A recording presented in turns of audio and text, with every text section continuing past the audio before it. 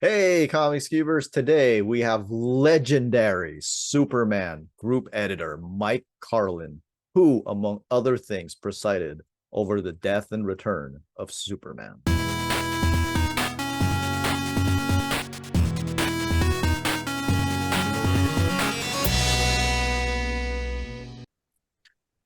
Welcome back, everyone, to the Comics Cube. Today I am with the great Carlini, Oh boy. one half of MM Carwald, the legendary Mike Carlin. How are you? Yes, now I have to live up to both of those things. The Great Carlini part is tough enough, but the MM Car World was definitely a highlight of my life.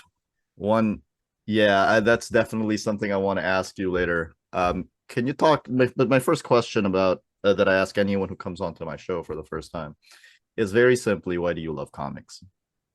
Why do I love comics? I don't know. I like to read and I liked watching TV and movies, and comics kind of combines both of those things just in terms of storytelling. And I was lucky enough, especially in the 60s, to have a mother who didn't throw my comics away. She read my comics at night when I went to bed.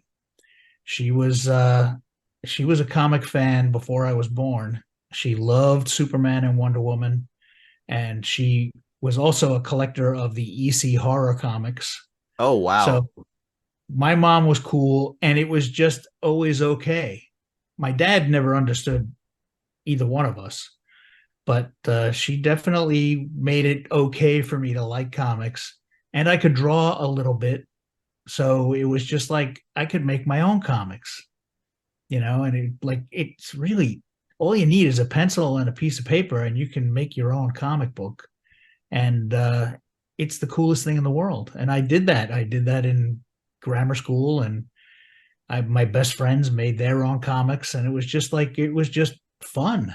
And there was no video games, there was no DVRs, there was no VHS tapes, there was no other distractions, so we made up our own distractions. And then my mother, she brought me to my first comic convention, and I got to meet the artists, and she went around with my want list and would pick up the comics that I wanted, and she would haggle with the dealers and get better prices than I would have gotten.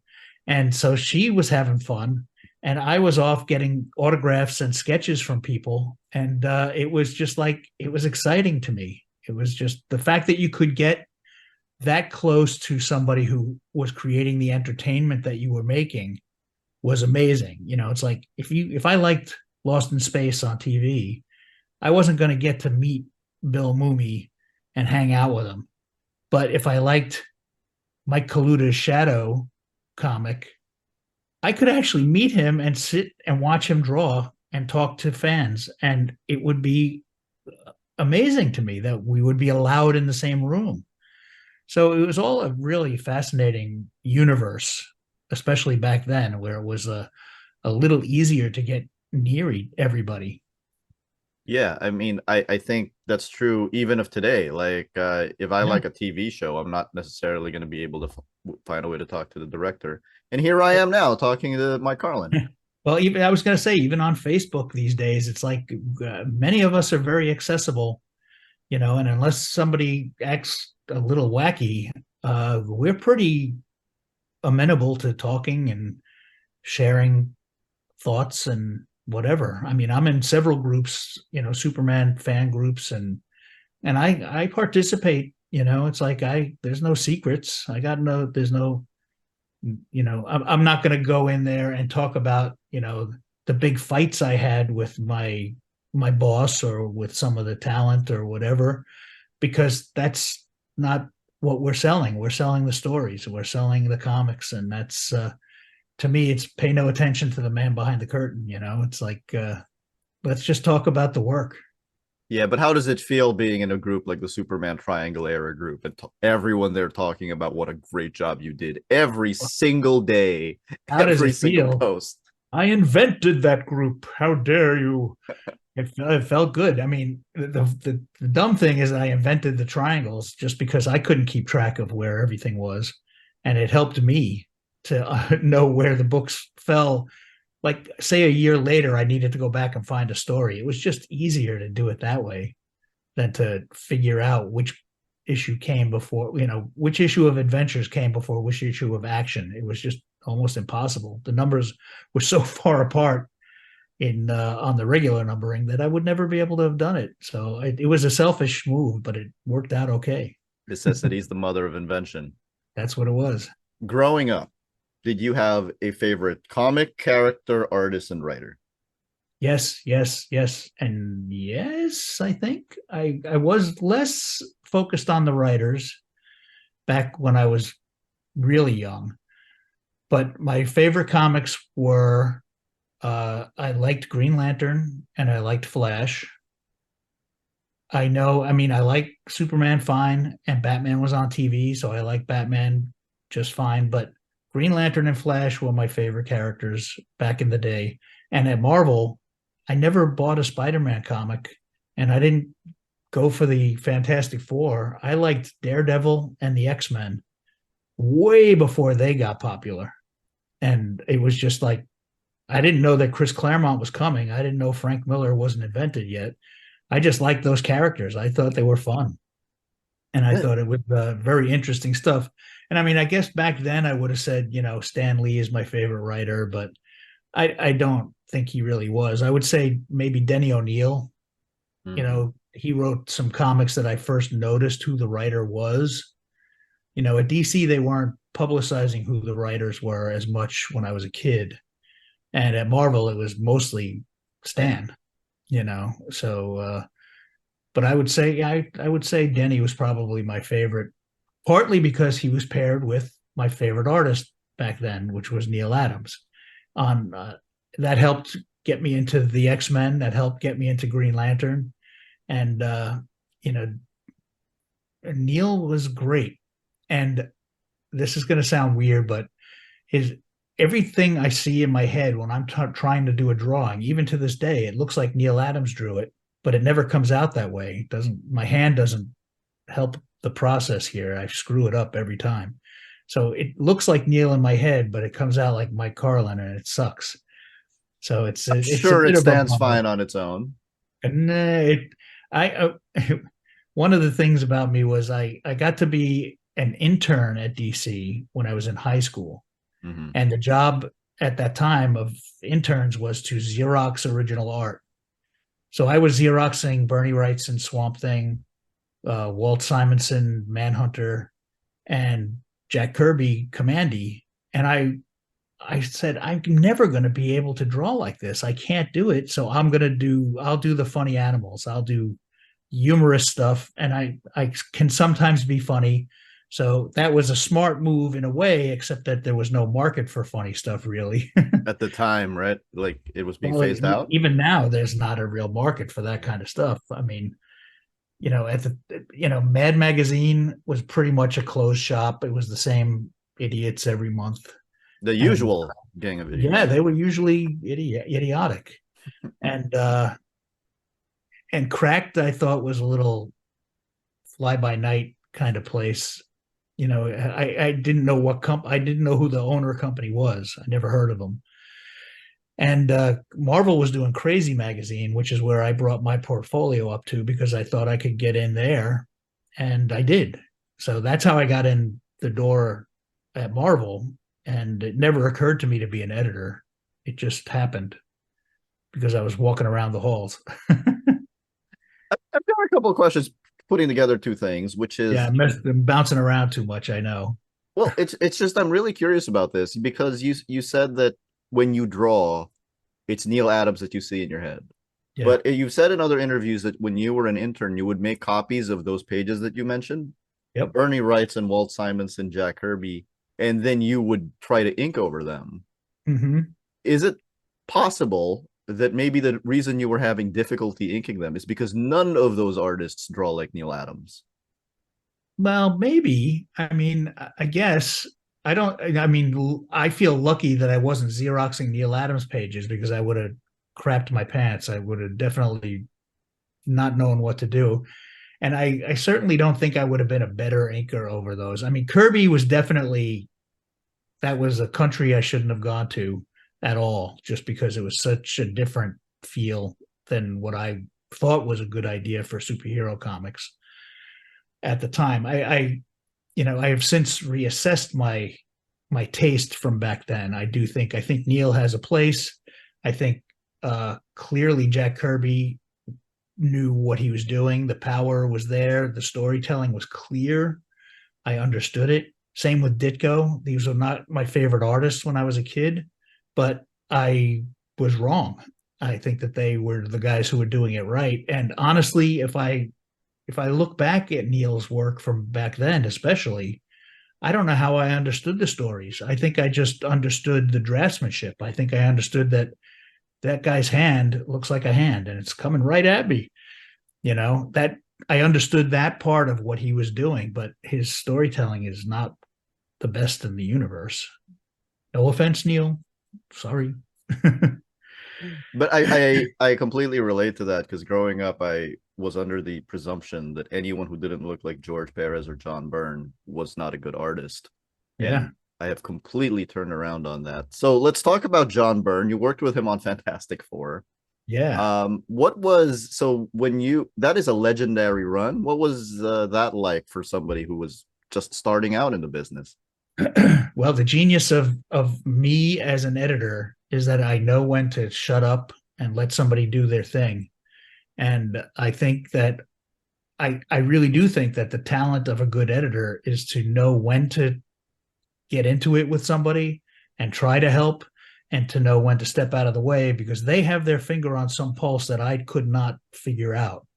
Like if you made me the editor of the X-Men back when Claremont was doing it, it might not have been my favorite book, but I wouldn't have changed a thing because it was working. Obviously, it's just clear that it was working. Same with John. And I liked his work. I thought his work was very good and solid. So why would I try to insinuate myself on that? And I looked at my job as the editor as somebody who was there to maybe protect him from any of the office bullshit that might come his way. And that was, that was part of the job then too. So yeah, it was just fun. I mean, I was lucky enough that I was an assistant editor for a little while, working with Mark Grunwald in his office, and he had already done some stuff with John Byrne. And John Byrne would have these summer parties, so I was around John Byrne a lot, and we had similar senses of humor. We liked the same kind of TV shows and movies, and we would go. We went to see a concert at the Bottom Line together one time, which was Neil Innes, who was he was the guy who wrote all the Ruddles songs, and he was also part of Monty Python. So we were big fans of that just funny sidebar of stuff, and so we became kind of buddies for a while. And it's like, John can be contentious and a little prickly and all that, but I think we actually got along, and part of it was because I didn't try to make him be Mike Carlin. I thought I was lucky to be working with John Byrne. And the Fantastic Four run he had started on before I got there. So again, why would I start trying to steer that boat when he had it under control? And then once he went to DC, he was working on the stuff at DC, and him and his editor were maybe not, the perfect fit. And I was suddenly free from Marvel, and he told them that he could work with me, and it was not a lie. So I'm sure he had a big part of me getting in the door at DC. And again, then I was not like going to come in and fix what John Byrne was doing on Superman. I was going to sit there and help facilitate what he was doing on Superman. And then when he left, that was when I became the editor of Superman, I think. And that's honestly when I think, if you don't like what was going on, it was my fault. Before that, I say it's John's fault. Would you think your approach would have changed if you were the editor of the books before John came on them? I don't, maybe, but I never really was in that situation. I didn't ever really hire him to take over a book. Uh, yeah, I don't think he would have been any different. And again, it was like that was his peak period. I mean, he was in tune with what the world wanted, both at Marvel and DC Yeah. at the beginning. And it's like later on, maybe I would try to help along the way and try to do things, and we would have some arguments about things. When he was doing Doom Patrol for me, I just, I would take 10 issues and go over them with him and say, here's where maybe we could have done something different. We'd have those harder discussions, but it was also not, it wasn't a top selling book at the time. So it was like the right time to do that kind of thing. I also thought that he was maybe be hurting himself by only accepting himself as an inker, and getting other inkers on him was not the worst idea in the world. And it would free him up to do another pencil page. So he would get a little more money and we would get more John Byrne art. But it was, they were tougher calls, but it was not, I would say it was not prime John Byrne prime time. So I think that it was, again, it was knowing when to stick your nose in and when not to. And sometimes those conversations were tough. Talking very quickly about office politics at Marvel, did you feel like you had to shield John quite a bit? Because I think it's very well known that he and the editor-in-chief at the time did not get along. He wasn't alone. No, it was. So I hear. It was all of our jobs to protect our talent and ourselves.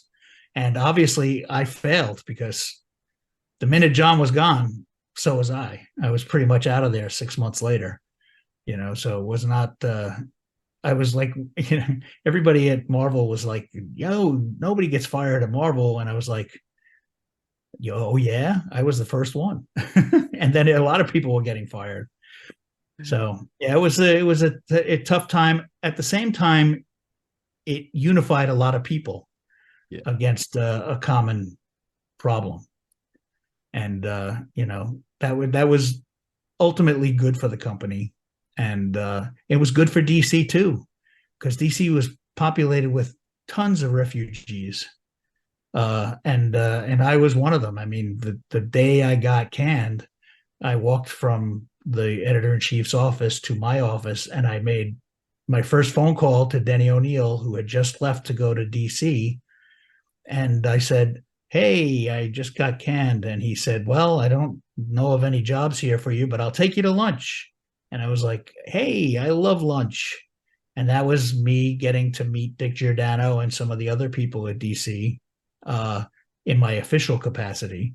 I had met Dick years ago when I was not just an intern at DC, but when I went to the High School of Art and Design, and Dick came and gave some talks there. And he gave a sample packet out, and he picked about 10 artists who sent in their samples to give a private lesson to. And I was one of the guys picked. So I've been around DC for 50 years about now, just about. It's pretty crazy. Yeah, it's you are very, very associated with DC, but of course you started there with John Superman.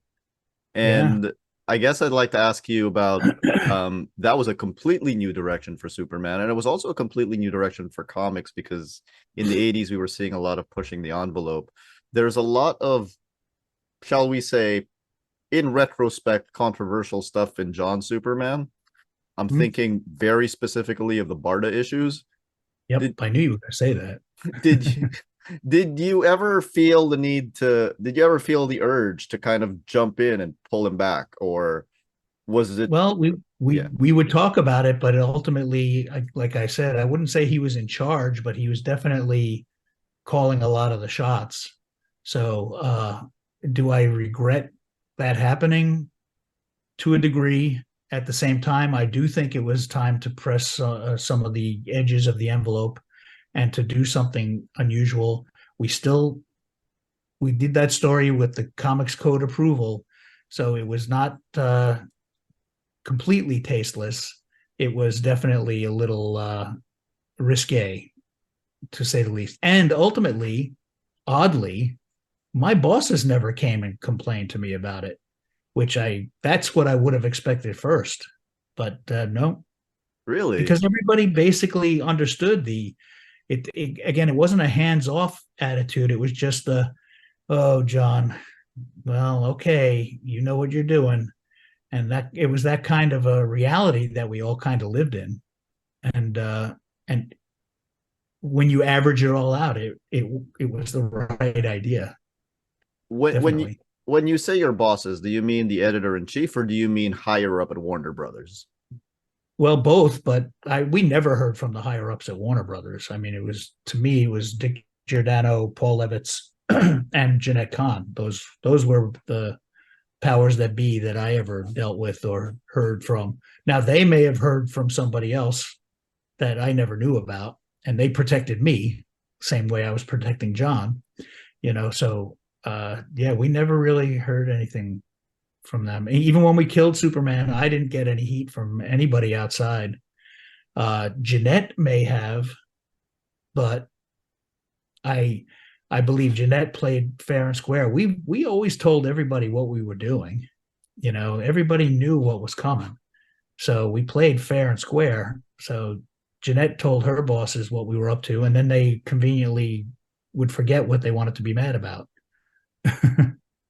That's true. Even when John left the book and he ended it with Superman killing the Kryptonian villains, no Mhm. backlash internally. No, not at all. It's Not at interesting. all. And the fans, I mean, look, I gotta say, I mean, I'm a very thankful person that the internet wasn't invented until after I pretty much was done with Superman. Because we wouldn't have been able to do things like the death of Superman Yeah, with the reign of the Superman surprises. There would have been no surprises. Everybody would have ruined it. It would have been just terrible. And also just the day to day, you know, hassle of having to hear why everybody hates you is just tough. It's tough to live with, and I guess, I'm glad that I didn't have to deal with that, because I don't think we were doing anything that wrong ultimately. I do think that we all came to the Superman job in particular with a reverence for what had gone before, but we also knew that if we were so reverential that we never did anything, it would be a waste. The character would have not gone anywhere. He wouldn't have moved along into the future. And I think everybody has to do. It's like, what are they doing with Superman now? I read some of them. I read some of them. Not. I don't read most of them because I don't have to anymore. And it's just like, ultimately, it's like it should be different. It should be on to the next level. I mean, it's 30 years later from what I did, and I think back on when I was reading comics in the 70s. 30 years before that was the 40s. My comics had to be different than that. yeah, You just have to do something that's different. yeah. Jumping to the modern day a little bit, I know you were a consultant on the My Adventures with Superman TV show, and Yeah. I like when I started that show, I was like, "Oh, this is too different. I don't like it." And I think 3 episodes later, I was like, "I love everything about this Well, show." I'm glad, and there is some email trail out there that would prove that I was the first cheerleader. I told him, I was like, I can't believe you did it. You made up something new out of something old. You brought a lot of fresh energy to this. It's the same old stuff, but it feels new, Mm-hmm. And anime design, not my choice, but I get it. I get why people like it. I Yeah. get why it's time to try that. We haven't done that yet, So it's like it's a good show. It's really good, really solid, and I'm happy to have been connected to it. Speaking of trying something new, do you think the fact that Superman wasn't your favorite character growing up, do you think that gave you the leverage and the latitude to experiment as much as you did and push the boundaries as much as you did? Oh, maybe. I mean, I would say he still was one of my favorite characters, but he was third. Or Green Lantern and Flash were tied for one, and he was two. So I mean, I was always very aware. I collected all the Superman books. I had my Superman pajamas and my bed sheets and Superman mugs and Superman Captain Action costumes, and I was a Superman guy. They didn't have a Flash or Green Lantern Captain Action costume, so I was there for Superman. So I knew all the stuff, and I did care about it, but I also understood that it was a long time before it was relevant, and I didn't think it was a bad idea to change things up a little bit, you know. And I would say that the changes that John made in Superman were less drastic than the changes George made in Wonder Woman, Oh, by and far. that Frank did with Dark Knight Returns. I mean, it just was like it, it it was different, but it was pretty reverential, you know, and it got back to basics, which I think was very important, Yeah. you know, and all of the stuff we did let people in on the ground floor because you were never going to get to. You probably couldn't afford to buy the first appearance of Mr. Mxyzptlk, but now you could see and read the first appearance of Mr. Mxyzptlk in this continuity. Yes. You know, does DC restart the continuity too much nowadays? Yeah, but they didn't back then. It was like the first Superman #1 in 30 years, 40 years In a back then. very long No, time. Yeah. more. It 50, was 50, 50 I or think. 60. Yeah, it was 50 years. So it's like that. It didn't happen a lot then, and I think they trusted the right guy. Now, I mean, I'm sure people know that they had other people audition for that job, and John was the one that they picked. So they ultimately agreed with what he proposed, and then you stick to it. And that, I think that's the way you run a show, is like you make a deal with somebody, and then you honor the deal, and that's what we did at DC. I wouldn't be much of an interviewer if I didn't ask if you could name some of the names that tried out for the job. Well, Keith Giffen, who was a top guy at DC at the time. Mm. I think Howard Chaykin did one, which Well, that surprises me. I've never read that one. Yeah, but Howard was definitely in the hallways doing things like the Shadow and stuff like that. Blackhawk. So he was around. Yeah. So, but I never read either one of those pitches, so I don't know what they proposed. Okay. That was before my time.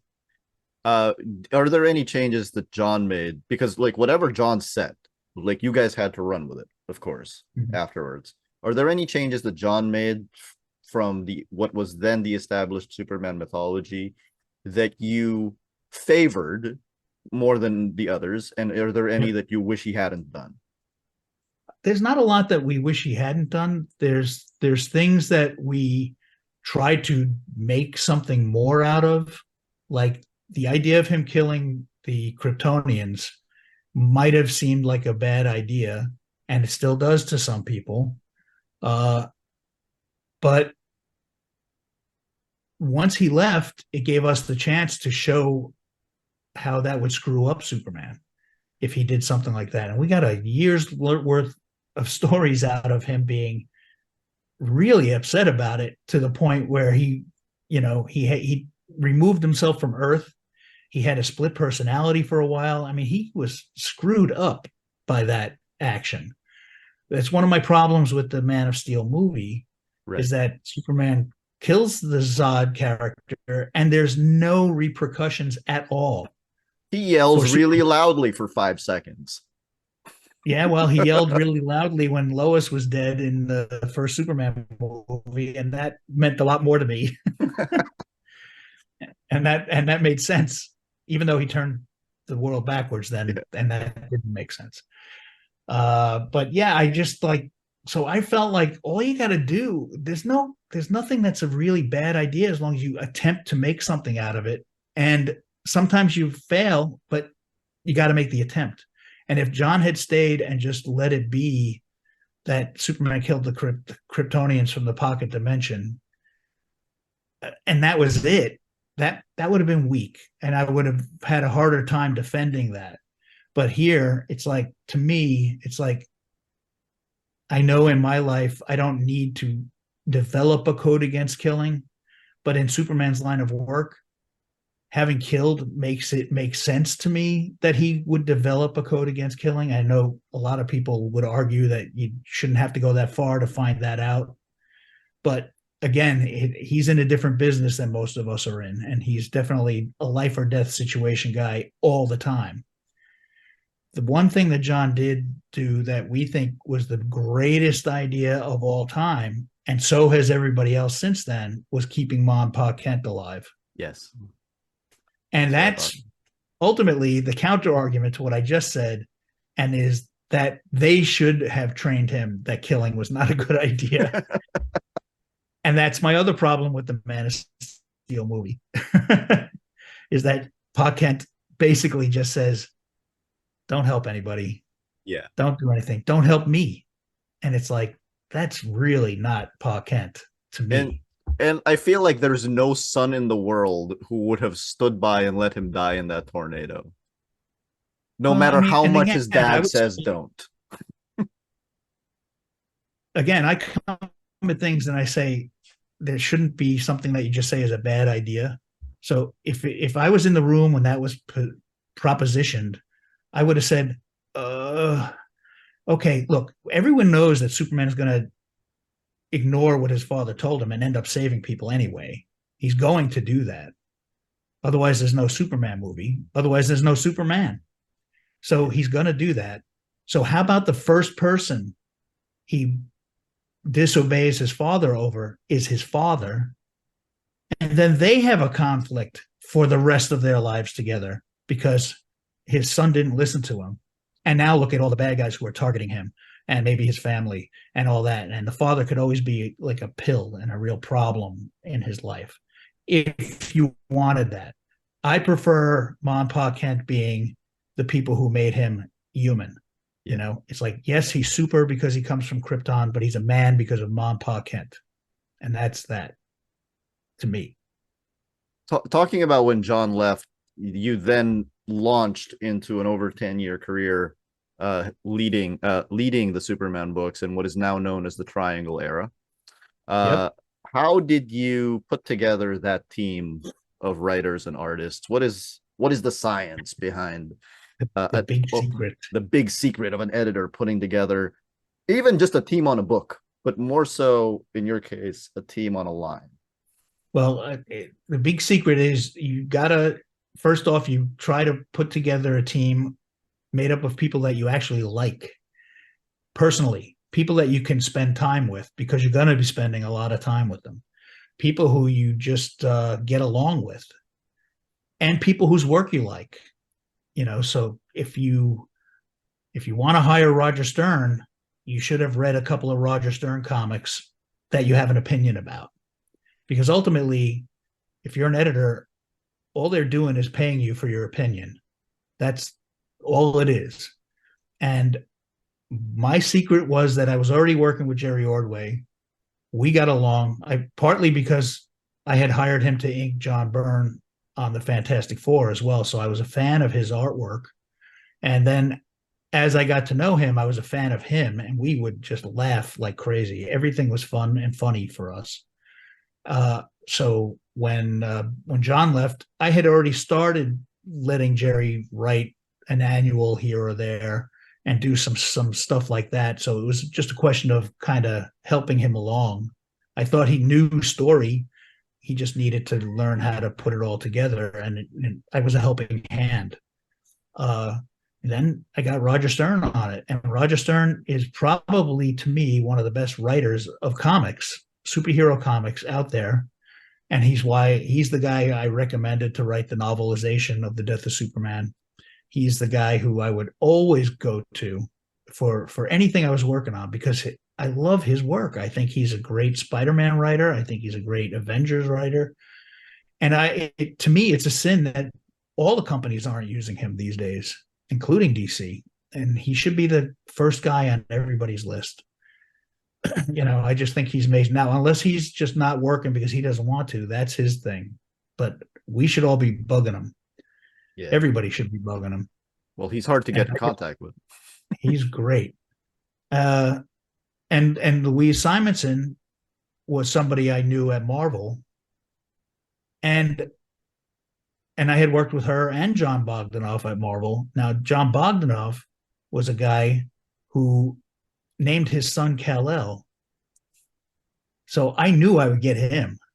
easy because that, I mean, ultimately, what I did was I would send letters to his son with a bunch of DC toys and swag and say, "Hey, Kal-El, can you tell your dad to work on Superman?" And it worked. Other people were Kerry Gamble, who I think is a great artist, and he was a Yeah. great artist who should have been the next John Byrne, in my opinion. I just don't think he did enough work. He was not able to do as much work as John was, so he wasn't able to be out there as much as he should have been to become that big a deal. But I think he was one of the best Superman artists of all time. I think he was great. I think so too. He's got And such a solid grasp of the fundamentals, and like he's drawn so many yeah, iconic Superman shots. I was gonna ask you why he left so quickly. it was purely that it was tough for him to keep up with the deadlines, and it was a struggle for me as the editor to make the books come out on time. We found ways around that. We had times where George Perez was joining our group, and he couldn't handle this and Wonder Woman at the same time, so he ended up doing these little typewriter paper sized layouts, and Kerry would blow them up and add all the nuance and things. And for on Action for a year, it was George Perez and Kerry Gamble with Brett Breeding inking it. So that was a good way to save everybody and have everybody involved. And that worked out great. And then the one thing I did that was not me going to all my other Marvel cronies was Dan Jurgens. Was I was just a fan of his stuff. I thought he was a solid artist. He understood storytelling. He was the DC guy. Him and Jerry were the DC guys in the mix already. And I just liked their stuff. I liked his stuff. And he was a young enough writer that he was willing to work with an editor. So I would stick my nose in more on Jerry and Dan, and even sometimes Wheezy, but Stern I didn't have to mess with at all because he was like amazing. He was amazing. So I mean, so it was a mix of DC and Marvel guys, and it worked out great. And everybody, ultimately, when we started having our Superman meetings together, they were fun. They were a struggle sometimes, but ultimately we were all there for the same reason, and that was to make Superman cool. That's all we cared about. And it was nobody was really a superstar. It was just a bunch of people who worked in comics, and we all wanted to make Superman the superstar, and that was our job. And I think we succeeded. Can We had to can kill him to do it, but it worked. kill him and bring him back. Can you walk us through a typical Superman summit? So not the famous one, but just a Well, typical Superman summit. the typical one, they were all basically the same, including that one, although that one came with everybody getting pissed off that we said they couldn't do the wedding yet. But you've heard that story a million times. Everybody has. The summit started. They did a Superman's 50th anniversary convention and parade in Cleveland, and I was at that. And Jerry Ordway went to that. Roger Stern was there, and George Perez was there. And we all went to dinner one night with Kurt Swan, who was also there, and we just started. We got George to agree to be involved in our group, and he was going to work on Adventures of Superman with Dan Jurgens. He was going to be one of the writers, and it was just great to add him to the mix. And we just started talking about the Exile story and that Action Annual that came out around then, where Superman was on another planet and he had a gladiator costume, and it was the beginning of the Eradicator, and all of that stuff came up at this dinner, and it was just like, man, this is great. This is really fun. It's the way I thought comics were done, but they weren't really. He was, a writer off in his little room somewhere and a penciler off somewhere else. And it was like, at the end, I said to Kurt Swan, I said, so how did this compare to working with Julie Schwartz and Carrie Bates? And he goes, oh, they wouldn't let me be involved. And I was like, Oh, what? What? I couldn't believe it. But it really was just the way it was done back then. It was just not part of the deal. And so I was like, oh man, this is really terrible. And then about 6 months later, George was coming to town, or some people were coming to town for a convention. And we had the second Super Summit of just the writers in George's hotel room.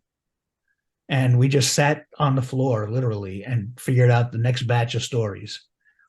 And I was like, I went to DC and I said, people are starting to notice the books. They're starting to see that we're doing good stuff with the, especially the supporting characters. We did a lot of great stuff with them. We really built up Metropolis, which is where they got their Lois and Clark show from. mm-hmm. They would never have thought of doing it that the way they did it. And it's like, we were contributing in a lot of ways. And I said, I know it'll cost money, but we really should get everybody in the room together. And they said, okay. And they let me fly everybody in, put them up in a hotel for a couple of days. And I would just bring in what we called the charts. And I just took giant pieces of oak tag and I drew boxes on them. And back then it was 3 books a month. And then it grew into 4 books a month. And I just had each month blocked out and the boxes were all empty. And I said, well, we got 2 days, people, to fill the boxes. And then it was just like everybody saying, here, I had this idea, and everybody else saying, oh, that's a great idea, let's do it. Or, oh, that's kind of like my idea, let's mush it together. And it really just worked out. It worked out. And the rule was that I was the only one allowed to write on the board. Oh, but they never listened to that. Oh, ultimately they stopped listening to that rule and they started writing in their own things. But I would cross them out later because ultimately then I would have to translate those big wall charts and into the charts that we sent everybody to work from, and I could edit that. you talked about not having to edit Roger Stern that much, and I've had Carl Kiesel on the show a few times, and what he mentioned was that there were definite strengths to each writer, and Roger's was, and I'd like to see if you would corroborate this. He said that Roger was the glue guy. He's basically like making sure that if Lois is wearing this thing in the previous issue, he's gonna make sure that she's wearing this thing throughout the story. Or well, he was. I mean, he was a help for that. I would say that the other part of my system was that every page that came in, whether it was artwork or script or plot or anything, I would Xerox copies for the whole team. And then every Friday, I would send out a package to everybody. And Saturday, they would get this big pile of stuff and they would go through it and they would see what Lois was wearing.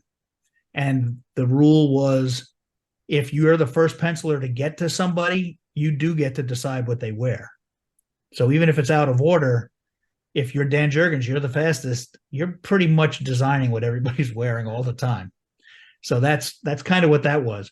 But what Roger did that was less on the visual side was that he would be the guy, since his book came out last every month. Action was the 4th book of the month, the 3rd and 4th book of the month. He would always be able to look back on what happened that month. And if somebody forgot to say something about a piece of the puzzle, he would find a way to get it in there organically and make it seem like the characters were helping us tell the story. So that's where he was the real glue. He was the glue that held anything that we missed, he would cover. And I could count on him to do that. I didn't ask him to do that. He liked doing that. What? He liked doing that. Yeah. He loved it. He was the continuity guy. I mean, I got to tell you, man, linking these books together, it was a hassle and it was a pain in the ass. And I wish we never did it, except obviously we had to do it. It was the right thing to do. The other secret weapon we had was I had one colorist on all these books. So every week, Glenn Whitmore would color a book. So if everybody was drawing a vest on Clark Kent or Jimmy Olsen, he would color the vest the same through the whole thing. And I didn't have to worry about it. Normally, an editor would have to be checking that kind of stuff or coordinating between 2 and 3 different colorists. And it was like, I'd never had to worry about that. And Glenn worked hard and he colored every book from this era. He didn't miss any of them. And that was like a book a week. It's you working smart. Amazing. It's amazing. Well, it was, again, desperation. Look, any editor is lying to you if he's not saying that the goal is to make your job easier. Yeah. So you hire Roger Stern to make your job easier. You hire one colorist on 4 books if they go together because it makes your job easier. There's still going to be hassles and there's still going to be problems, but it's easier than it would be.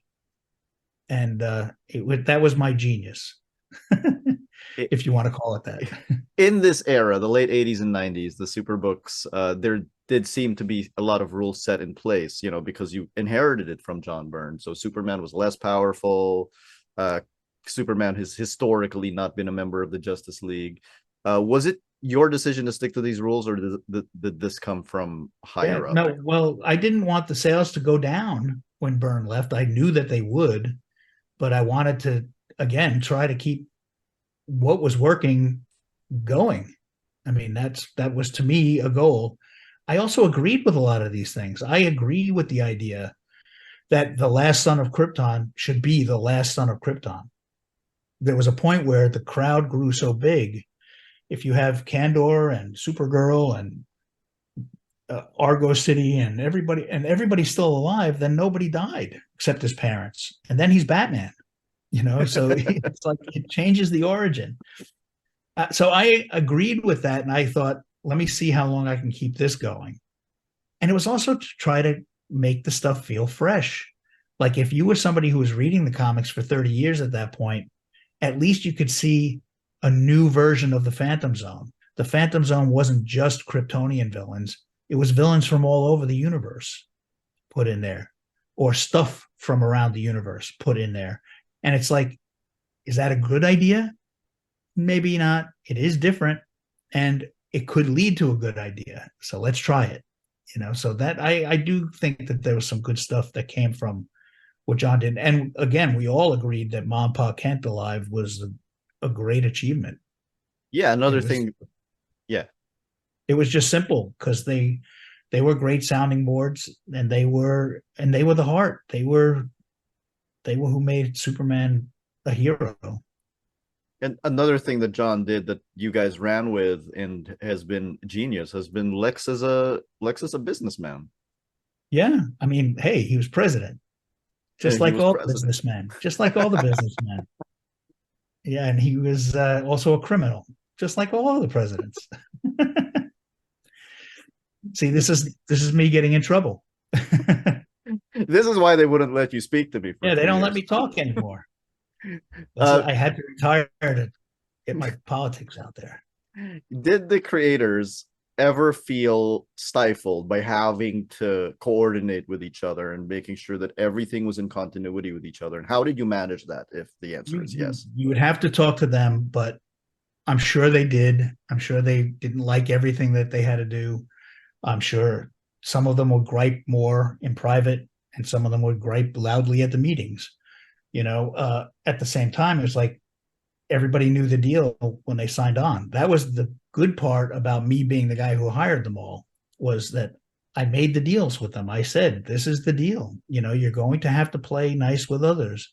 That's part of the show. If you can't do that, I get it, and no hard feelings, or if you try it and you can't do it, no problem if you need to escape. I mean, I really do understand. So it was always, a thing that they had an escape route if they needed it. But they also liked Superman. Everyone who came in the room wanted to be on Superman. And then, when we did the Death of Superman, And we came up with the idea, and everybody wanted to bring back Superman as a radically different character, and they were all different. And Wheezy said, let's just do them all. And I said, oh, wow, what a great idea. That Wheezy's a makes my genius. job easy. That makes my job easy. And it also gave them 6 months to do their own comic books. Carl got to be the Superboy writer, and Dan got to be the Hank Henshaw writer, the Cyborg Superman. And Steele got basically his own tryout book for a while. And then they knew they all had to come back and tie together a little bit. But it was really just like, I would try to pepper their life with some easier days or some days where they actually had some say over their whole title. Yeah. So I think it worked out for everybody. And I don't think a lot of them complain about it to this day. Another thing about that I was interested in is that it seemed that there were some supporting characters that each writer had more of an affinity for. So everybody used Gangbuster, whom I love, but it very, very much felt, even as a kid, that Jerry Ordway owned Gangbuster. Well, Jerry Ordway created Gangbuster, so he was the creator of Gangbuster. Other people worked with Gangbuster, but the reality was Gangbuster kind of got tortured a lot in the stories. Yeah. He got beat up a lot. He got crippled. But Jerry was involved in all that, so I don't feel so bad about it. But I thought he was a good character, and he was fine. Jerry was also a big Bibbo guy. Yeah.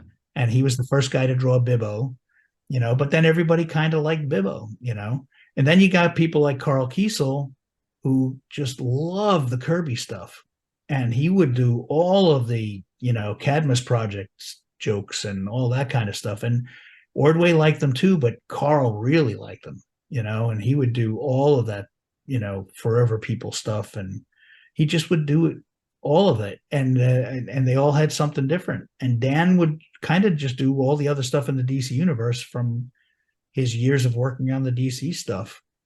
And then Stern would hold it all together. What made the artist writer matchups ideal? So I mean, when I think of Carl Kiesel, I think of Tom Grummett.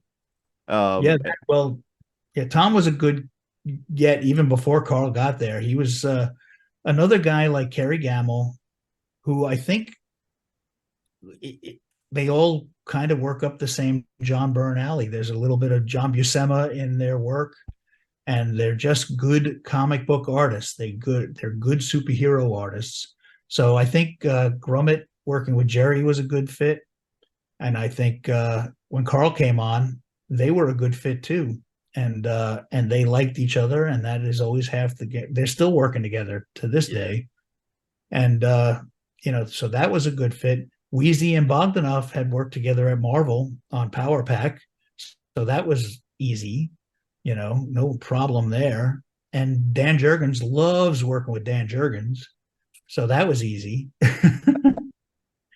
And Stern, we had a lot of good artists on Stern's action stuff. Jackson Geiss was another great Marvel artist who he'd also done stuff at DC. He did The Flash for DC for a lot of years. And so he was a guy who had his foot in both camps, and same as Roger. So they got along as well. And it was a lot of fun putting the teams together. But did I bring a lot of new blood in? Not so much. Maybe Stuart Immonen came along and got into the mix, and he was just a good artist. So who's going to fight with that? It's just, and then Kieran Dwyer was also a good addition. He was certainly good on the Kirby stuff, and he worked out fine. Ron Friends. And it was kind of fun to have John Byrne's stepson doing the Superman books. I thought that was good. And there was a lot of good. Paul Ryan was a guy who ended up doing some stuff for us, and he's a great artist. His stuff is a little tame. It's not in your face dynamic, but he was just a great artist and a great storyteller. Unfortunately, sadly, passed away very young. Historically underrated, Paul Ryan, I think. I agree. So my job was, a lot of it was to have an opinion about my own taste, and that my taste was these guys who drew straight superhero comics. You know, I like other stuff too. I like having Ted McKeever do an Elseworld, in his Ted McKeever style. I love it, but it just didn't belong in the monthly Superman comics. Actually, that's another thing I wanted to ask you, because when I think of the Death, Return, and Death, Funeral, and Death, Rain. Funeral, and Reign. Yes. When I think of Death, Funeral, and Reign, I think of three artists in the same wheelhouse and John Bogdanov. Uh-huh. And did it, knowing that John Bogdanov could work multiple styles, was there ever any temptation to be like, draw more like these guys? Nah, that's not fair to do to somebody. I mean, I was hiring John Bogdanov. I wanted John Bogdanov. I mean, I like his stuff. And I do think that when he first got there, I would say he was much more mainstream looking than he was by the time he left. He definitely evolved as time went on, and that's what should happen. Yeah. You know, I, th- and I it's also, I mean, I really do think that if all four books look the same, even though we were telling the same story with the same characters, it would have been more boring. I mean, this is definitely you could also you could only read the books that Bogdanov did and still understand where we were, the gist of where it was going, so yes. you didn't have to buy them all. It was about having a choice. And if you chose to buy all four of them, great. Maybe you would stop buying X-Men. That would have been great.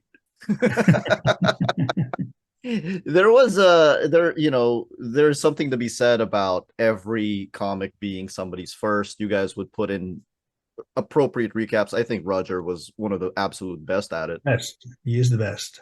And but is there also something to be said for just putting for just throwing a reader into the mix? Because one of my very first comics ever is one that you edited, which is a John Byrne comic where Superboy is punching Superman on the cover. Yeah. And It's an Action Comics. a part of me had no idea what was going on. But because I had no idea what was going on, I was like, well, I have to know more now. Yeah. Well, I mean, every reader is going to be different too. Some people are going to want to do research and figure it out. And some people are going to be like, I can't stand this. This makes no sense. So you were a lucky one for me. But it's like there's something to be said for both of those things. And I think we had that in the mix. Like you say, Roger Stern was the guy who would help fill the blanks for anybody who didn't know them, and even including the other writers and artists. He would help us along with that stuff. And then there was guys who would just like say, look, if you can't follow it, it doesn't matter. It's like still it's still amazing to see this character in action. And for us, and I think our big advantage over the comics that are coming out today, not just Superman, but most superhero comics, is that we made it our business to make Metropolis a character, and all the people that we did stories with, not just Bibbo or Jimmy, but everybody. We had a copy girl that was in the Daily Planet, and she was in all the stories. And then she got the story we found out that she was living at the office. And it's like, whoa, that's something. That's not a fist fight comic, but it's pretty big deal. And that was what I think made our book stand out on the side. And we had the luxury of 4 comics a month. So we had room to do stuff like that because we could do a nice personal story like that. But we also had 3 issues where Superman was punching somebody right around it. Yeah, I'm thinking about the issues where Superman is reading through Christmas letters, or Superman Yeah. has to deal with a car crash. I think that Yeah. those really do Those were stand out. Jurgens one. Jurgens would take those aside issues a lot, and they were great. Which is interesting to me because of all of them, I also felt like Jurgens was the most blockbuster one. Mm-hmm. Well, I think he needed to get it out of his system too. He needed to have a break, and Christmas is a good time to do that, even if Talk he was drawing it in July. Talking about supporting characters, let's talk about the greatest Superman supporting character, probably maybe the greatest supporting character, Lois Lane. Um, we mentioned My Adventures with Superman earlier. In Mhm. that in that particular interpretation, Lois finds out on her own. That is not how it happened in the Triangle era. Was there ever any temptation to have her Well, find out on her own? if if you read those issues again, she does say, "I kind of knew," but that's flimsy, I admit. But it always bugged us that there was two things that bugged us. It bugged us that Superman, certainly when he was getting engaged to her, would start a marriage with a lie, and we thought that that was bad, and we thought that Superman wouldn't do that. But we also thought that she shouldn't be so stupid that she didn't notice that he was. She shouldn't be a Pulitzer Prize winning reporter who can't report the biggest story in the universe right under her nose. So she also was partly deciding not to report it, because she did say to him that she's like, I kind of knew, but I didn't want to know, and it was like, again, that's a little bit of a cop out.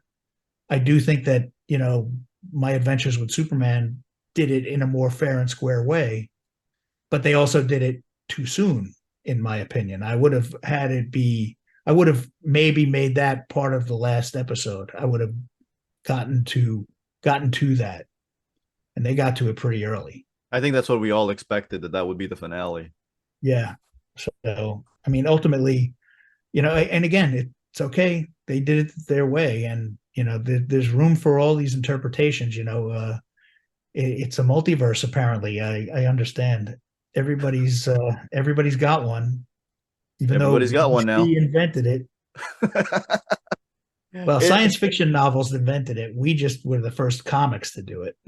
I remember in college, 2003, somebody was watching Donnie Darko, and then all of these people were talking about, like, isn't it interesting, the idea of a multiverse? And I was like, I've been here since 1985. Yep. Well, and the reality is, it's so funny to me because the whole crisis happened because they thought it was confusing, and I'm like, no, I always understood, I got it, but they wanted casual readers to understand, and they thought people didn't understand it, so they took it away. It didn't stay away, obviously. Yeah. And now Marvel's doing it all over the place with the movies. The Marvel's movies have done it more than their comics have done it. I know. It's funny. And also, and like, one of the best movies of last year was Everything Everywhere All at Once. Yes. And it's like, and it's not it is a comic book movie, but I didn't need to know anything about those people before I saw that movie. I agree. So they did a great job. But it's like, I think it's time to give that a rest. No more multiverse for a while. The death of Superman came about famously because the Lois and Clark TV show forced you guys to delay the wedding. Well, False. You made the decision? False. Yes, we made the decision. To coincide with the wedding? Jeanette Kahn and myself, we pitched Lois and Clark show to Warner Brothers. And it was originally, our version was called Lois Lane's Planet. And ultimately, it was what turned into Lois and Clark. And then when the show got picked up, we had a Superman meeting scheduled, which is where we were going to plan to do the wedding of Superman. And the guys had planned to do a wedding, and they were all psyched about that. Jeanette and myself went in and said, we think we should hold off on the wedding. Nobody from Warner Brothers told us to do that. Nobody from Lois and Clark told us to do that. And I've told this a million times, and nobody believes me. And they all just believe that Warner Brothers was a big bully, and it's not the case. We did it because we said, look, if the show comes out and it bombs, we'll do the wedding next year. If the show comes out and it's a big hit, we can do the wedding at the same time and maybe get more readers for your comics that you're working on. And the guys were like, oh, if this show's on for 10 years, we may not be around on the comics anymore. And I'm like, you're right, you might not be, but we can still use the ideas that we came up with, and you can still be brought back to do it. You can which is ultimately what happened. Some of the guys were gone from the books by the time. The big problem came when Lois and Clark decided to do the wedding without telling us. Yeah. So they were working on their wedding, and we had to scramble to put out a special. It couldn't be in the regular books just because we had already moved past that in the regular books in terms of writing. Not that it was on sale, but we put together that wedding special from our original notes, and all the guys who worked on the original notes were involved in that story. You know, Stern and Ordway, everybody was involved in that issue. We even had Kurt Swan involved from even after he passed away, by me using inventory stories that I had him do. And John Byrne was there, wasn't he? And John Byrne came back. Yeah. I mean, everybody was there. It was like, it was a great thing to do. And our wedding story was 1,000 times better than the crappy one they did in Lois and Clark. It was just, Lois and Clark was an embarrassment. It was embarrassing wedding story. And in your wedding story, all of you guys made a cameo during the wedding. And we got to be at the wedding. And that's the best. The problem with that was we had to all give gifts. That was not good. Okay. Because my next question was going to be like, is there in fact, because I think there is fan perception that there is a directive that the comics have to look like the TV and movies. Nope. We try to be aware that these things are happening. I mean, I don't know what it's going to be like now that James Gunn is trying to tie everything together. That's a new universe as far as I'm concerned. But it would have been, I thought it would be foolish to not act like there was a TV show on every Sunday that had Lois and Clark and Superman doing things in Metropolis, and to just not acknowledge that. And it's like, who cares really, if Perry White is saying Great Caesar's Ghost or Great Shades of Elvis? Who cares? If that's what you're caring about, then you don't really care about these characters. Mm-hmm. So if they say Great Shades of Elvis, we can use that in the comic once or twice and nobody dies. It's not the end of the world. You know, it's fine. Some people act like it is.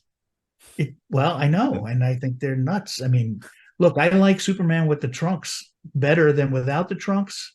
Same. But if that's all you care about, that's not what Superman is about. That's not what the stories are about. There's not been one story about his pants ever. I don't think. Even in the Golden Age and Silver Age, I don't think there's been pants stories.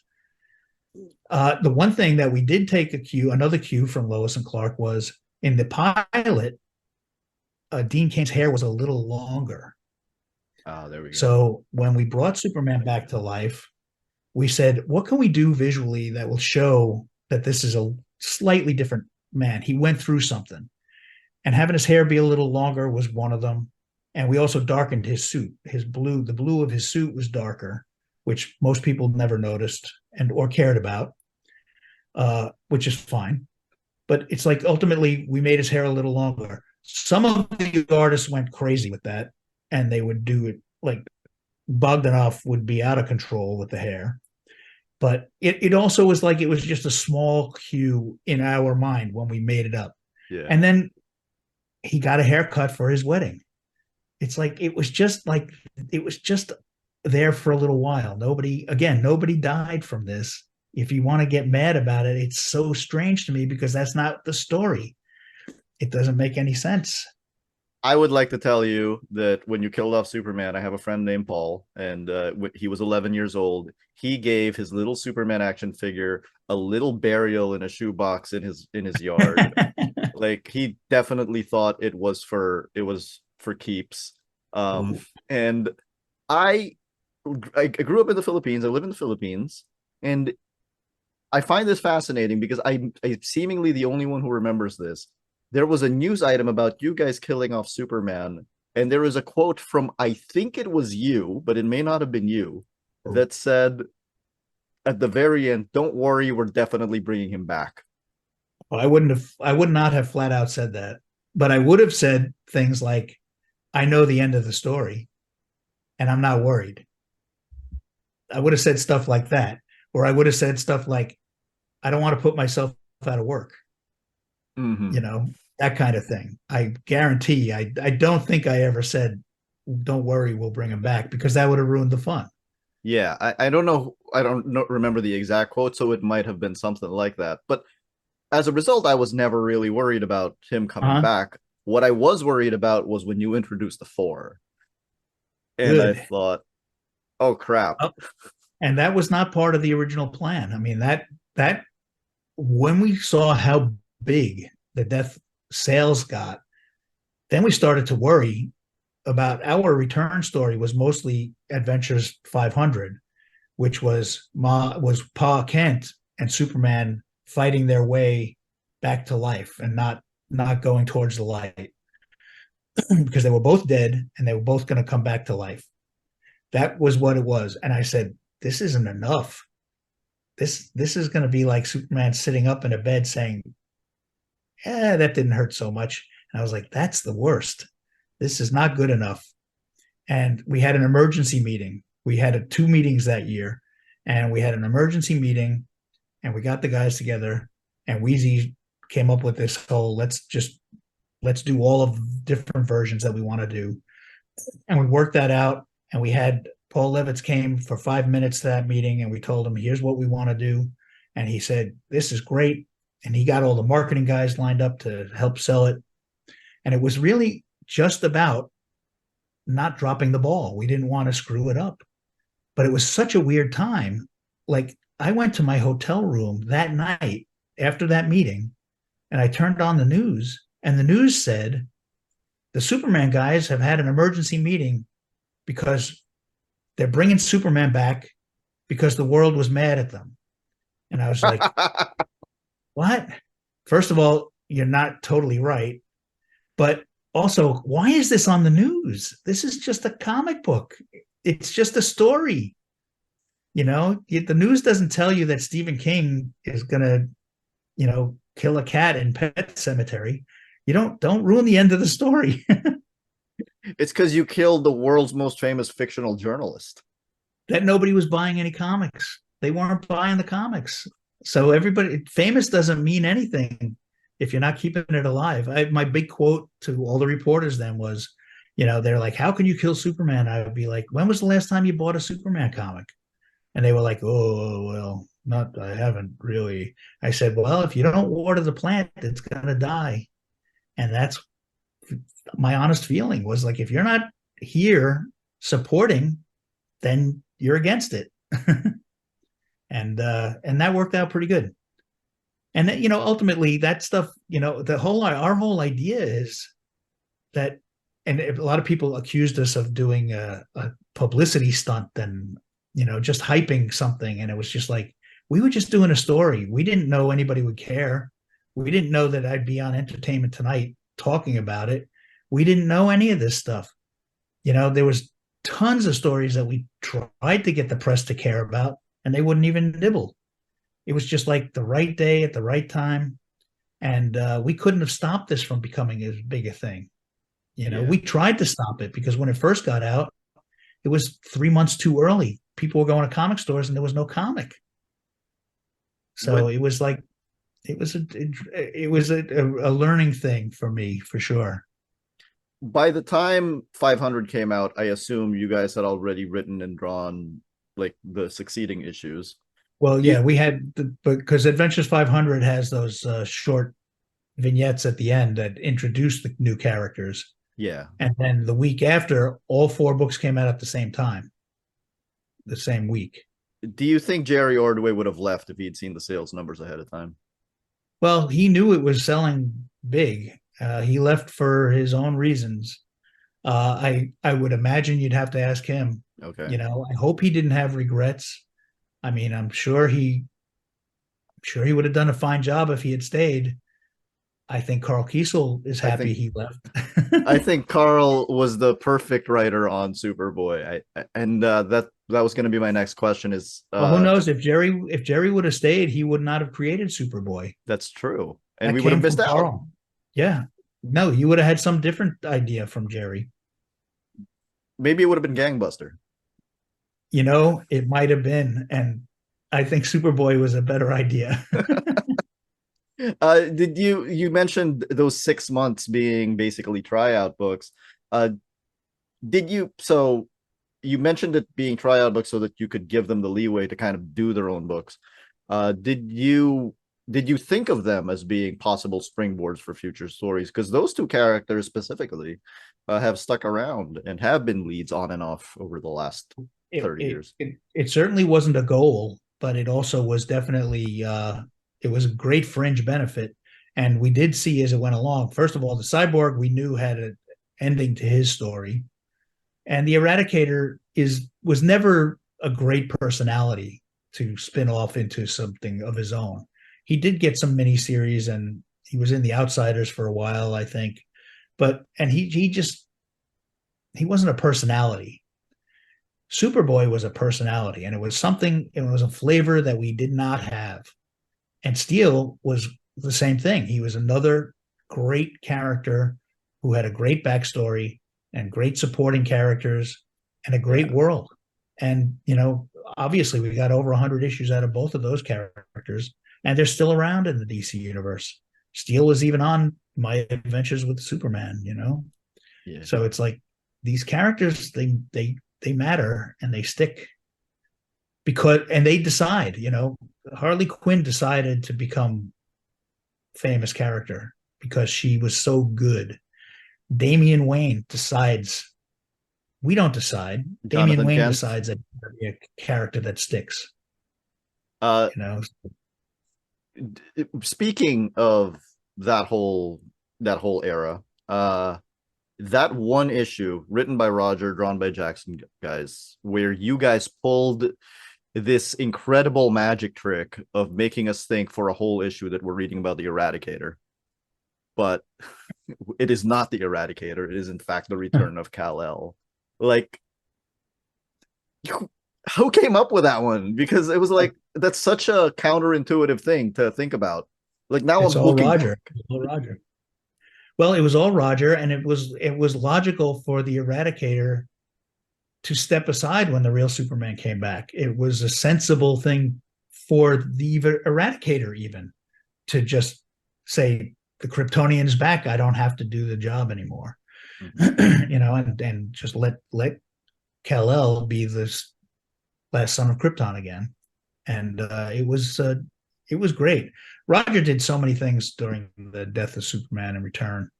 Like I always talk about the Bibbo scene where he is praying to God, saying, "Why did you take Superman and not me?"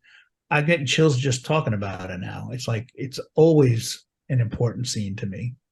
Yeah, that was And when I was working on the animation, I made sure to get it in, to the Death of Superman animated cartoon.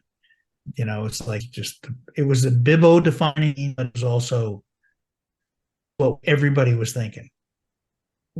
Anybody who's worth their salt, well, how could you take Superman away? do you think that like I think the death and return of Superman was when it felt like before that I didn't really feel like there was a main title, but after that I did kind of feel like Dan Jurgens was the guy, and not just really for Superman, but I kind of felt like he was the guy for DC because then all of a sudden he was doing Zero Yeah. Hour and so on. Uh, Well, he was a guy who had a lot of ideas. He would always come to us with the ideas. He's the guy who came in and said, "Let's do Tangent." He said, "Let's do Zero Hour." He said, he comes in with the stuff. So then it's just a question of us being smart enough to let him do it. At the same time, Superman was always the flagship title because there was a point where Ordway was writing it. Yeah, Ordway was on it, and Stern was on it, and it kind of Dan graduated to it eventually, and it's like that was the book you needed to be on to it sold more than the rest of the titles. Now I don't know if it sold more just because the numbering was lower. or I just guess because it that was goes out the window. Add Man of Steel to the mix because that had a lower number than all of them. yeah. What would you say Wheezy's biggest strength as a writer is? Well, she writes with a lot of heart as well. I mean, obviously that was a big part of Steele's appeal, but even before Steel was there, she writes about the people of Metropolis, and she makes Superman a people as well as Lois. And she's good for the human stuff. She really is, and a lot of that is because that's how she is. And what about Carl? And Carl was just enthusiastic, like I said, about the Kirby stuff in particular. He is, even the stuff he's doing now with Tom Grummett feels like Kirby comics. It feels like Fantastic Four. It feels like, the classic stuff. It's just he does old school superhero stuff that is satisfying, and he has a sense of humor, and he's not afraid to use it, which is a great thing, because I think sometimes the worst thing about DC Comics is that, and movies, is that we don't have a sense of humor show through. That doesn't mean you do a slapstick movie. It does mean that you just have comedy relief. That's what Bibbo always was. Now Bibbo's not going to get 30 pages an issue, but he should get two, sometimes, once in a while. If we're doing 100 pages a month, you can have a little bit of Bibbo. And Jimmy too. Jimmy was the same. There's a couple of fan, I think, preconceptions or maybe misconceptions that I'd like you to address or maybe clear up. One is that the idea of Superman not being one of the four, there's a lot of people that think that came midway through. Like, you guys decided that he wasn't going to be, so he was always never going to be one of the four, right? Yep. If you look at the promo posters, they say which, if any, is the real Superman. So we were fair and honest about it. So yeah, no, he was the story that we came up with was the story we came up with, and it was about the Eradicators portion of the story was about him giving Superman the tools and time to rejuvenate. He's the one who had all the Kryptonian technology that would help Superman. Somehow that's okay. Go ahead. Yeah, somehow it doesn't surprise me that Roger Stern's the one who wrote the thing that brought him back to life, essentially. Yeah, I mean, again, everybody was in on it, and you don't have Superman coming back to life if the Cyborg's not screwing up the rest of the world. Yeah. But yeah, I mean, everybody was in on it, but Roger was definitely the guy who had the punchline, and it worked out great. And the other one is Bibbo based on Popeye? No. Okay. Bibbo is he does kind of look like Popeye. We would be more likely to say he's based on Captain Strong, but he's not, because Captain Strong was based on Popeye. Yeah. But he's not that either. Jerry Ordway's mother owned a bar. My father owned a bar. That's one of the things we got along about. We had two parents who owned bars, and the denizens that would come into those bars were characters. And Marv Wolfman wrote a plot that had an informant meet Superman, and he was just a guy in a bar. Jerry drew this guy that he used to remember from his mother's bar. And I don't know what that guy's name was. I named the character Bibbo, and it's based on a character from the old Honeymooners TV show. The Honeymooners had these thugs show up and beat up Ralph Crandon. I don't know if you have the Honeymooners over there in the Philippines. We might have before. I don't know. He was a character who takes Ralph Crandon in the other room, and his partner says, "Go in there and beat him up, Bibbo." And I was like, what a stupid name for a guy who's going to kick the shit out of somebody. And it just fit the guy who Jerry drew. So Jerry loved the name, so he wanted to go with it. And he turned it into Bibbo Bibowski and gave him the whole boxing background and all that kind of stuff. But yeah, he's not Popeye. Sorry. Soon after that, you married off Superman and Lois Lane. I think we've seen efforts in the last 15 years to split them back up, only for them to be brought back together again. And now they have a young son.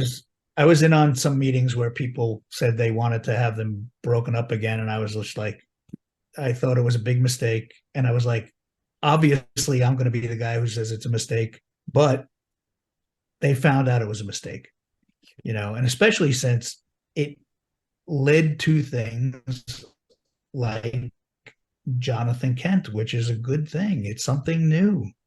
Mhm. It's like I think that the Super Sons was a great comic and a great addition and a great concept. Having Damian and Jonathan before he grew up as a team is one of the best, more modern things that we got out of it. And you just don't have that if Lois and Clark aren't married. Yeah, Because even though you can have a kid out of wedlock, Superman and Lois are not the people who should be doing that, I agree. in my opinion. It's that's just the way it is. Would you say we're at the point of no return for Superman being single? No, because we can still do Elseworlds, we can still do, flashback stories. You can still set some. I mean, you're watching a cartoon where he's single, Yeah. so it's like it's you can do anything. You can do anything. We got a million places, and thank goodness that James Gunn uses the term Elseworlds, because you can do so many things. I think that yes, we may have overdone the Elseworlds, but all we had to do was slow them down. We didn't have to stop them. I think the Elseworlds is a great concept. It's a DC concept, and it's something that we own, and we should be pushing that name and that phrase and that concept as much as we can when we need to. And it's like I'm really happy to hear that it's kind of back in the zeitgeist again. Yeah. Because you should have things that allow you to do single Superman if you need it. Speaking of that, you did edit some Elseworlds, including Superman speeding bullets, where Superman is found by the Waynes. What is the difference? Like, what are there any restrictions, if at all, when editing an Elseworlds, or does anything just go? Anything goes if it's a fun idea. Anything goes if it makes sense. If it's not just random. There was logic to that. And Mark DeMatteis, who wrote that, is a great writer. He made something that you still remember, and you're going to be talking about it now for the rest of your life, maybe. And is this a dumb Elseworld idea? This is one that I wanted to do that never happened. And it's like Bruce Wayne's parents get killed, and he's in the alleyway, and this stranger comes and takes him down into the subway, and he goes to the Rock of Eternity, and you get a whole different story out of it. I need that to happen so much. Well, call DC right now, because I'm a freelancer now. You talked about wanting to do things that would get the media attention of the death of Superman, and I'm assuming that one of them was DC versus Marvel. That was literally the one I was thinking of, because we did try to get people to care about that, and nobody cared. Why do you think that is? I don't know. My joke is always that, if war broke out the day we announced the death of Superman, or if Madonna had a baby, we wouldn't have been the front page news. So something else must have happened. Also, Marvel and DC were always enemies, so who cares if they're fighting? To regular people, that doesn't mean anything. You know what? Honestly, regular people think DC puts out Spider-Man. Regular people think Marvel puts out Superman. Regular people don't know what we all know. Regular people don't care. And maybe they're right not to care. It's like, you should only care about it if you care about it, about anything in life. But I cared about Marvel versus DC so much, and in retrospect even more, because it got to be the last time I worked with my friend Mark Grunwald, and we were the two guys in charge. He was in charge of the Marvel side, I was in charge of DC, and we just had fun. And it was fun the day we thought of the idea of amalgamating the characters and mushing them together. It was just funny and fun to come up with the characters that we would use and that other people would go and just run with. And it was just the best. It really was fun. What did you like better, DC versus Marvel or the Amalgam books? I like them both the same. They kind of went together. They went together, but I like the Amalgam books better because DC lost the fight when the votes were counted. Did you expect DC to lose the fight? I expected us to lose the way we lost, which was it was a popularity contest. It's like there is no way that Wolverine beats Lobo. There's just no way. And there's no way that Storm beats Wonder Woman. That was an X-Men popularity vote. And even then, I think okay. I was surprised because I still wouldn't have assumed that Storm would have beaten Wonder Woman, even by popularity. If you're going by actual story and character abilities, DC should have won. But that's okay. Did you, looking back, would you have put somebody else up against Wolverine if that's the case? Nah, who would we have that Lobo is as violent and crazy a guy as we had? And we would have won. Wolverine would have beat anybody we put up against because it was the X-Men vote that made Wolverine win. What if it was Batman? He went up against Captain America and he won. Yeah, I don't think people would have believed that Batman could beat Wolverine. Really?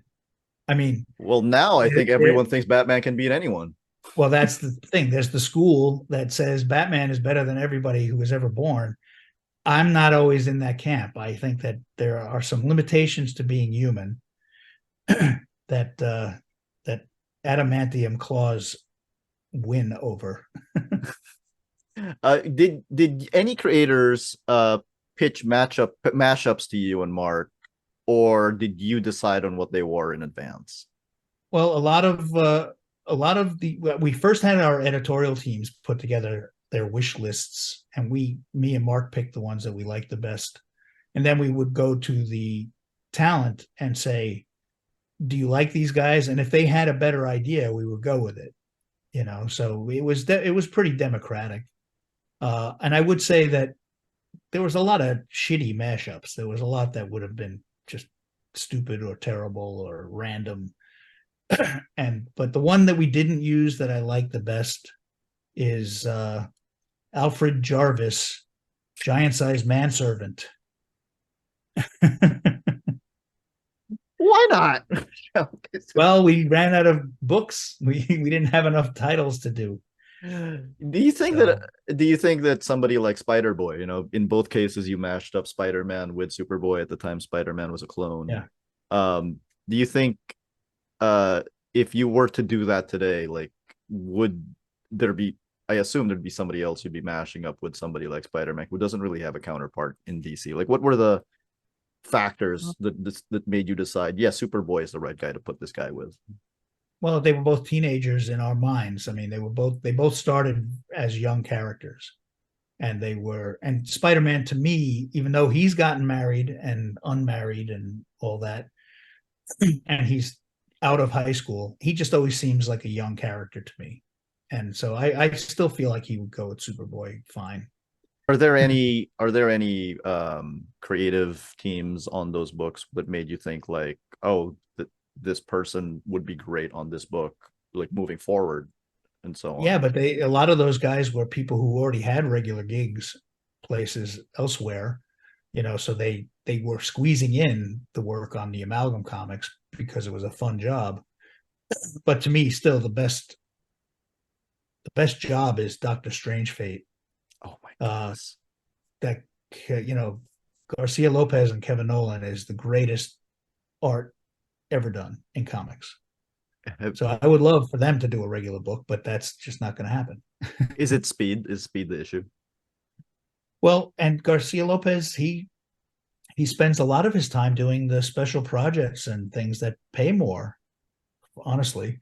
No, that's true. And he does the monthly grind is not for him. He's been doing it so many years. It does wear you down. So he's been mostly doing special projects for his back end of his career. You introduced Access in DC versus Marvel, and you also edited All Access and Unlimited Access. So Unlimited Access specifically was written by Carl Kiesel. Um, Mhm. did do you think that crossovers? Would you say, do you miss crossovers? I guess is my question. Yeah, I miss them a lot. I think that it would have been fun. Access is a character that both DC and Marvel own together somehow. And there was talk at the time when we did Amalgam of leaving a character in the other universe for a year. We were talking about Martian Manhunter joining the Avengers and somebody else coming to the Justice League from Marvel. I can't remember who. And the the bigwig said that's too much for the lawyers to deal with. We could never reprint those books without having to talk to the competition. So it was a little too ambitious, but it would have been fun. And that's what we were all about, having fun. We just wanted to have fun. But and Access is not a great character. His personality is not anything important. His backstory is not that important. So he could have kept on, but and made he could have been a great character to do a Brave and Bold type book with, to get Marvel and DC characters together if the companies were interested in something like that. Yeah. But we really, we tried it. People cared as much as they cared. The books sold, but they didn't sell like Death of Superman. Yeah. And so it was not something worth looking into. It just wasn't going to be. It wasn't going to be important to the companies. And then, as new regimes came in over the years, it was clear that the Bill Jemas era, he didn't want to do crossovers with anybody. Mm-hmm. He just didn't like us or whatever. And then now we're dealing in a world where it's Disney owns Marvel, and Disney and Warner Brothers are rivals, Yeah. or at least competition. So there's so many layers of why should we help the other guy from both sides, that it's just harder and harder to do it. I would never say never, but that's somebody else's problem now. I don't have to think about it anymore. Well, to close off with crossovers, I think that you had a hand. You were one of the editors of the last DC Marvel crossover, which is JLA Avengers. Yeah, that was a big deal to get that to finally happen. And it's only because that was in the works for so many years. And George is so beloved at both companies that everybody wanted that to happen. And I was not the original editor on it from DC side, but I did luckily end up working on it, and I'm happy with it and proud of it. And I love dealing with George. Was it easy to edit or hard to edit? Because I can imagine it being both. It was I, I don't want to say it was easy, but I wasn't worried about it because Kurt Busiek knows his stuff. George knows more than Kurt knows. And I just was like, again, I went back to my original feeling of, why am I going to stick my nose in to these guys and be a speed bump that keeps them from doing something cool that they love? And they know the stuff better than I do. I would be foolish to get into a trivia contest with Kurt Busiek. It just would be ridiculous. I would lose. I feel like I'm Badly. losing now just talking about it. Yeah, he'd kill me. And it's like, and that's fine. So I trusted him and I trusted George. And then my biggest thing to worry about was making sure the coloring was right. Because if a character's color was wrong, it would bother George. So it's like, luckily that by the time we were doing that, it was the computer era, and I was able to send the coloring to everybody before it went anywhere. So I have Kurt and George looking at the coloring. So I had a lot of eyes helping me out on that one. So it wasn't hard, but it wasn't easy, but it was definitely, it was something that I had the right people on, that I didn't have to worry. Yeah. I think with something like JLA Avengers, I'd like to ask your opinion on this as an editor. The fourth issue of that was massively delayed. Now, obviously, waiting for George was the correct decision to make in that situation. But by and large, in general, on any ongoing book or a limited series, do you think it is better to wait for the artist, or do you think it is better to find a similar fill-in artist? It depends on the book. I mean, if it's a regular monthly book, fill-ins are okay because the regular artist will come back. But if it's a limited series, I don't believe you should put a fill-in in. What I do believe is you should try to not schedule it to start until you have 3 or 4 issues in. So, but the problem is, once the word is out now with the internet that something is in the works, people want it right away. And it's like the companies want to get it out there fast too, because that's money for this year. And it's just like, yeah, but I would say one of my bigger victories as an executive editor was when Jim Lee was doing Hush. It was a 12-issue storyline. We didn't solicit it until the 7th or 8th issue was done, so that we knew that we'd be able to get the book out. So it was like, could we have waited to start Justice League Avengers? Sure. Did we know that George was going to have some carpal tunnel syndrome going on? Yeah, I mean, he got injured. So, but yeah, I mean, but how could you not expect him to get carpal tunnel after you look at those pages? It's like the guy was torturing himself to do these books. And it's like, yeah, that's not the book that you put Phil Jimenez on the last issue of. And I'm sure Phil would not have accepted the assignment. It's George's project, and it had to be George's project. I've spoken to many artists who have said the same thing. Like, if it had been offered to them, they would have said no, and they would have said, get George to do it. Yeah, they had it. Well, and you know what? And we also live in a world now where the collected edition is people going to remember forever. They're not going to know that you waited an extra couple of months for the last issue of Watchmen. They don't. Nobody knows that. Yeah. But when Watchmen was coming out, there was a lot of waiting going on, and now it's like just this trade paperback that everybody can read. So it's like we are in a universe where ultimately you can wait for the artist, especially if they're the reason. George was the reason we were doing a JLA Avengers crossover. He was the only reason to be doing it. Yeah, so we did it. And I'll thank you forever for that. It's my favorite comic. It's a great one. I've got 2 last questions. We've been here for almost 2 hours, and I don't want to. I know. Sorry about that. I'm going to have to go to the bathroom soon. So my 2 last questions. Number 1, in the past few years alone, we've had stories called The Death of Wolverine, The Death of Doctor Strange, and Death of Moon Knight. Did you ever feel like you opened a Pandora's box? Nope, because it hopefully they're doing a different version of that story. And by the way, don't tell anybody, but the Death of Superman happened before we did it too. Yeah. Jerry Siegel himself wrote a Death of Superman story back in the 60s. And it's just one of the tools in the shed, and you can take it out and use it.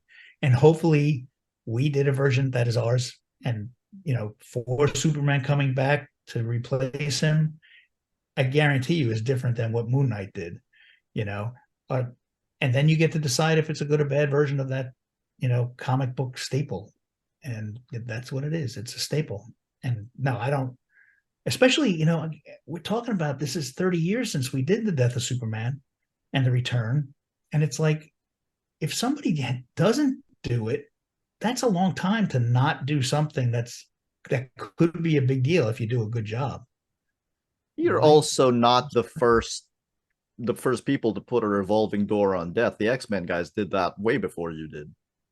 It's like, this is we always think that we're doing modern mythology. It's like the gods were dying and coming back to life all the time if they wanted to. Yeah. So it's like it as long as it's satisfying, it's good. It counts. If it's not satisfying, then it sucks. But you got to take the shot. my last wait, but do you think you did it better than everyone else? I would never say that. I think we uh did a good job. my And my I think it would have been a bad job if we didn't come up with the four Superman. I think it would have uh been. I think the Funeral for a Friend would have been a good story, but it would not have been a good return of Superman. it would not have stuck the landing, as it were. Exactly. No, the four Superman was a great idea. My Was that better than last everyone else? No, no. my last question has nothing to do with Superman, but the answer might have something to do with Superman. I'd like to Whoa. get your thoughts on this. You have edited multiple books on Captain Marvel, Shazam, Power of Yes. Shazam, Shazam and the Monster Society of Evil, Superman, Shazam, First Thunder. Shazam, Captain Marvel famously outsold Superman in the Golden Age. Uh, why do you think that character has never reached those heights since? Well, I mean, I think comics in general don't sell what they used to sell. So that's that. I mean, there's so much competition now for a reader's eyes, whether it's video games or movies or streaming or just the amount of comic books that are out there. Nobody is selling what those guys sold in the 40s and 50s. Separate from that, I think comic book fans of superhero comic book fans are too serious overall. I think there's no room for whimsy.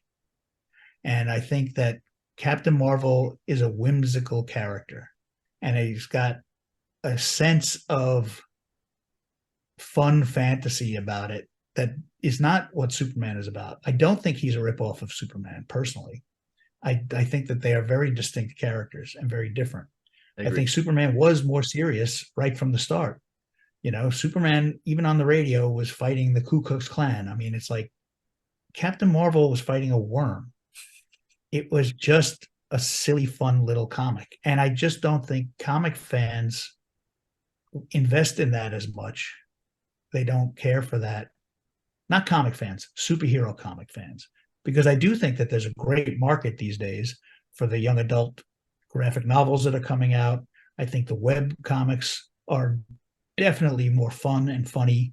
And I think that there's definitely a lot more room for that kind of stuff there. And maybe that's a place where Captain Marvel could live. I mean, Shazam. That's Whoops. brilliant. Like if you put him on Webtoon, he would totally work. Yeah, and it's just a place where it's okay to be a little silly. So I still have all the good ideas. They just don't ask me anymore.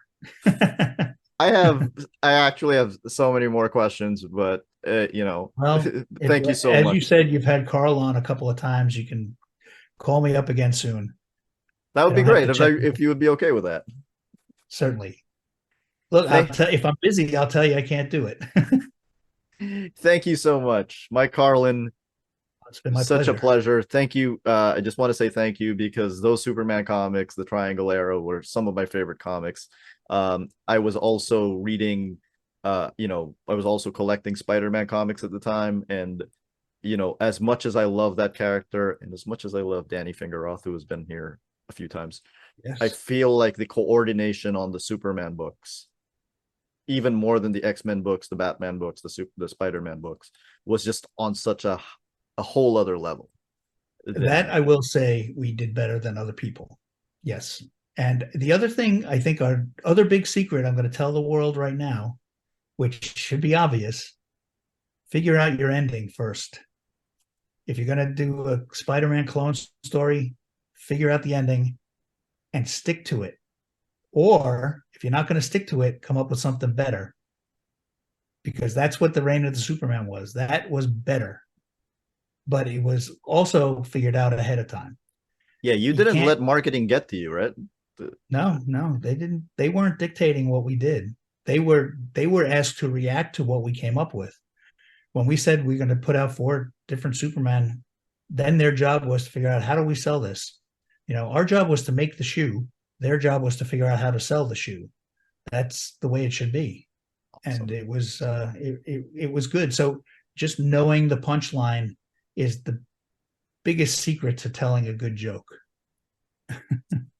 Thank you so much. This was a pleasure. Right. Great. Thank you, sir. It was a lot of fun. Thank you.